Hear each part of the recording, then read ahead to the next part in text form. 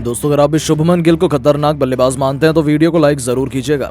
दोस्तों कुलदीप की वजह से रनआउट हुए शुभमन गिल तो गुस्से से आग बबूला हो गई सारा तेंदुलकर। सैड रिएक्शन देने के साथ अपने बयान से पूरे क्रिकेट जगत को किया हैरान। जी हां दोस्तों, भारत और इंग्लैंड के बीच खेले जा रहे तीसरे टेस्ट के चौथे दिन शुभमन गिल शतक लगाने से चूक गए और कुलदीप यादव के कारण रनआउट होकर पवेलियन को लौट गए, जिसके बाद हर कोई नाखुश दिखाई दिया।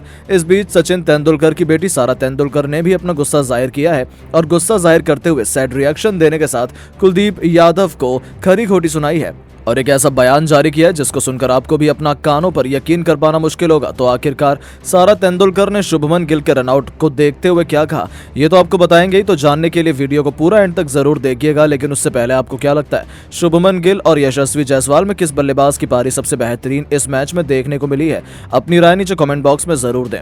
दोस्तों भारत और इंग्लैंड के बीच राजकोट के मैदान पर तीसरा टेस्ट मैच खेला जा रहा है, जहां पर भारतीय टीम 445 रन पहली पारी में बनाने के बाद दूसरी पारी में चौथे दिन बेहतर बल्लेबाजी कर रही थी। इस दौरान भारतीय टीम की तरफ से शुभमन गिल ने अपना शतक लगाने का प्रयास किया, लेकिन कुलदीप यादव के चलते रनआउट हो गए। इस दौरान शुभमन गिल को उन्होंने रन लेने के लिए बुलाया और फील्डर के पास गेंद को जाता देख उनको रनआउट करवा दिया। इस दौरान शुभमन गिल 151 गेंद पर 9 चौके और 2 छक्के की मदद से 91 रन बनाकर रनआउट हो गए, जिसके बाद सचिन तेंदुलकर की बेटी सारा तेंदुलकर ने सैड रिएक्शन देते हुए बयान जारी कर दिया है, जिसमें सारा तेंदुलकर ने बयान देते हुए कहा कि भारतीय टीम की तरफ से शुभमन गिल को रनआउट होता देख मैं काफी ज्यादा निराश हूं, क्योंकि मुझे नहीं लगता कि जिस प्रकार से उन्हें रनआउट किया गया उसके पीछे उनकी कोई गलती है। हालांकि शुभमन गिल तो रन लेने के लिए भाग रहे थे, लेकिन दूसरी तरफ से जिस प्रकार कुलदीप यादव ने उनको वापस भेजते हुए रनआउट करवाया है वो बताता है कि कुलदीप यादव ने कितनी बड़ी गलती इस मैच के अंदर की है। हालांकि कुलदीप यादव को ये बात समझनी चाहिए कि वो सिर्फ एक बल्लेबाज नहीं है, सिर्फ एक गेंदबाज है और रविचंद्रन अश्विन की गैर मौजूदगी में उन्हें सिर्फ नाइट वॉचमैन के रूप में शुभमन गिल का साथ देने के लिए भेजा गया।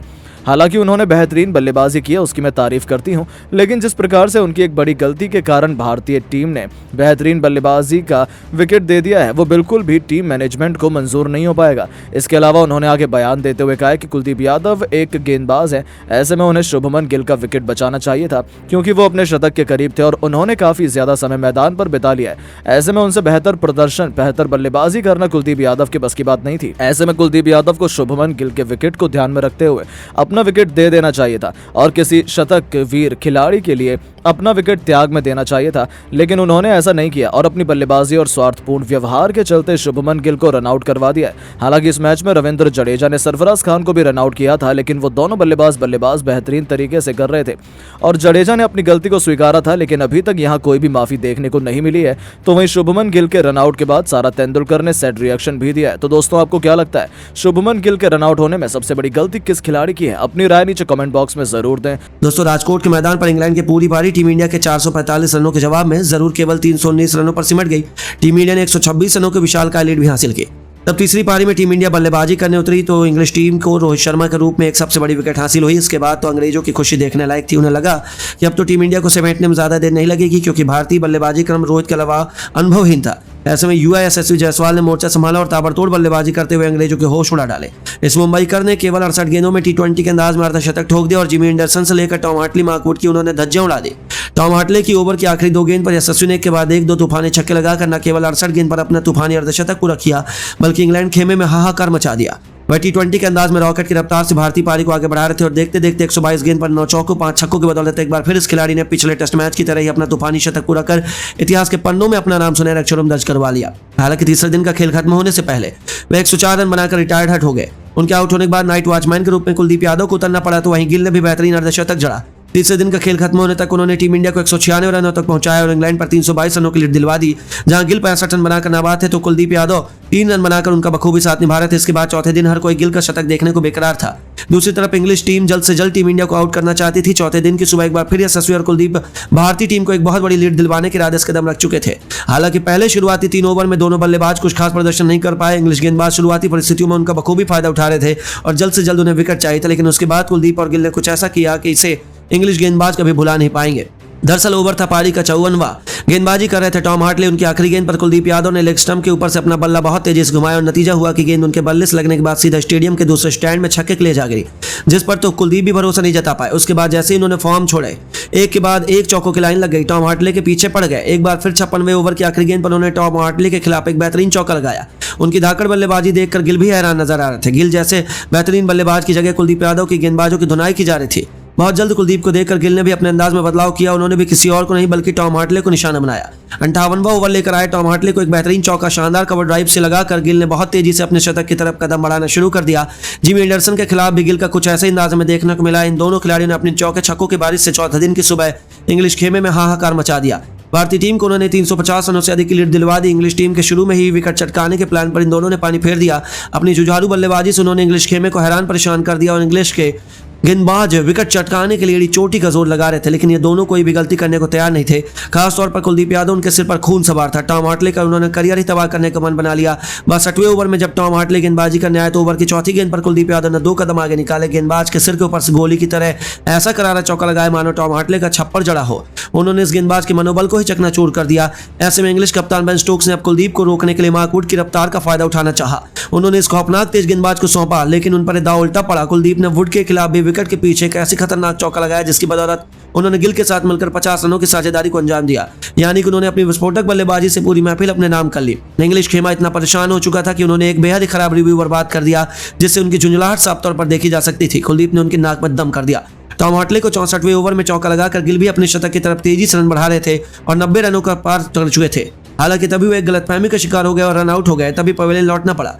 गिल 91 रन बनाकर पवेलियन को शोभा बढ़ाने लौट गए और अपने शतक से केवल थोड़ी दूर रह गए। लेकिन उनके आउट होने के बाद बल्लेबाजी करने यशस्वी के साथ कुलदीप यादव ने केवल टीम इंडिया को 400 रनों से अधिक की लीड दिलवाई, बल्कि टीम इंडिया को एक आसान सी जीत की तरफ बढ़ा दिया। तो दोस्तों, गिल और यशस्वी में किसकी पारी सबसे बेहतरीन थी? अपनी राय में नीचे कमेंट बॉक्स में जरूर बताइए। दोस्तों, राजकोट के मैदान पर जब तीसरी पारी में टीम इंडिया बल्लेबाजी करने उतरी तब इंग्लिश टीम को रोहित शर्मा के रूप में एक सबसे बड़ी विकेट हासिल हुई थी। इसके बाद तो अंग्रेजों की खुशी देखने लायक थी। उन्हें लगा था कि अब तो टीम इंडिया को समेटने में ज्यादा देर नहीं लगेगी, क्योंकि भारतीय बल्लेबाजी क्रम रोहित के अलावा अनुभवहीन था। ऐसे में युवा यशस्वी जायसवाल ने मोर्चा संभाला और ताबड़तोड़ बल्लेबाजी करते हुए अंग्रेजों के होश उड़ा डाले। इस मुंबईकर ने केवल 68 गेंद में ही टी20 के अंदाज में अर्धशतक ठोक दिया था। जिमी एंडरसन से लेकर टॉम हार्टली, मार्क वुड की उन्होंने धज्जियां उड़ा दी थी। इन्होंने इंग्लैंड के सबसे बड़े गेंदबाज को भी उन्होंने नहीं बख्शा। टॉम हार्टले के ओवर की आखिरी 2 गेंद पर यशस्वी ने एक के बाद एक 2 तूफानी छक्के लगाकर न केवल 68 गेंद पर अपना तूफानी अर्धशतक पूरा किया, बल्कि इंग्लैंड खेमे में हाहाकार मचा दिया था। इंग्लैंड के अनुभव से भरे पेस और स्पिन गेंदबाजी डिपार्टमेंट को उन्होंने पल भर में नेस्ते नाबूद कर दिया था। इंग्लिश खेमा तो हैरानी भरी नजरों से केवल इस बल्लेबाजी से डर सहमा सा नजर आ रहा था। पूरा इस युवा खिलाड़ी ने पूरी मुस्तैदी से बल्लेबाजी करते हुए न केवल टीम इंडिया की लीड को 250 रनों के पार पहुंचाया, शुभमन गिल के साथ मिलकर 150 रनों से भी अधिक की साझेदारी को अंजाम दिया। वैसे तो वो बल्लेबाजी सफेद जर्सी में कर रहे थे, लेकिन वो टी20 के अंदाज में रॉकेट की रफ्तार से भारतीय पारी को आगे बढ़ा रहे थे और देखते ही देखते केवल 122 गेंद पर 9 चौके और 5 छक्कों की बदौलत एक बार फिर इस खिलाड़ी ने पिछले टेस्ट मैच की तरह ही अपना तूफानी शतक पूरा कर इतिहास के पन्नों में अपना नाम सुनहरे अक्षरों में दर्ज करवा लिया था। तो वहीं गिल ने भी बेहतरीन अर्धशतक जड़ा और उनकी धाकड़ बल्लेबाजी के दम पर टीम इंडिया ने न केवल 300 रनों से अधिक की लीड हासिल की, बल्कि ऐसा लगा कि भारत अभी से जीत गए। अभी तो उसके टैलेंट के गुलाम पूरी दुनिया में हो गए हैं। हर तरफ से उन्हें केवल वाहवाही मिल रही है। सबसे पहले तो इंग्लैंड के कोच ब्रेंडन मैकुलम की आंखें फटी की फटी रह गई।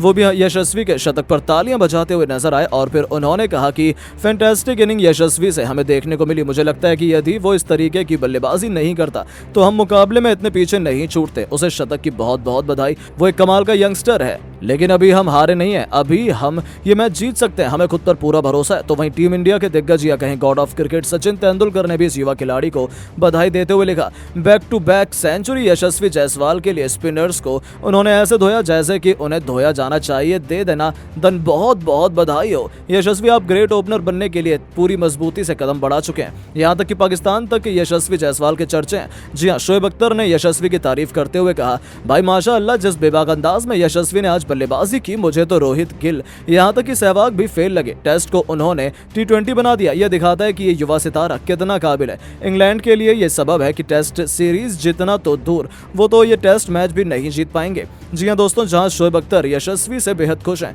तो वहीं इंग्लैंड के दिग्गज केविन पीटरसन का कहना है कि मैं अपने गेंदबाजों से डिसअपॉइंटेड हूं। यशस्वी को अपने आउट करने के आपने कई मौके छोड़ दिए थे, लेकिन वो ऐसा नहीं कर पाए। खैर, आज यशस्वी सही का दिन था। बहुत बहुत बधाई हो यंग मैन, आपने लाजवाब पारी खेली है जो आपको लंबे समय तक याद रहेगी। यशस्वी में एक बेहतरीन ओपनर बनने की क्षमता कूट कूट कर भरी है। तो केवल वही नहीं, ऑस्ट्रेलिया के महान दिग्गज माने जाने वाले रिकी पॉन्टिंग का कहना है कि मैं तो पहले कहता हूं इंडिया टैलेंट की खदान है और उसका सबसे चमकता हुआ हीरा यशस्वी जायसवाल है।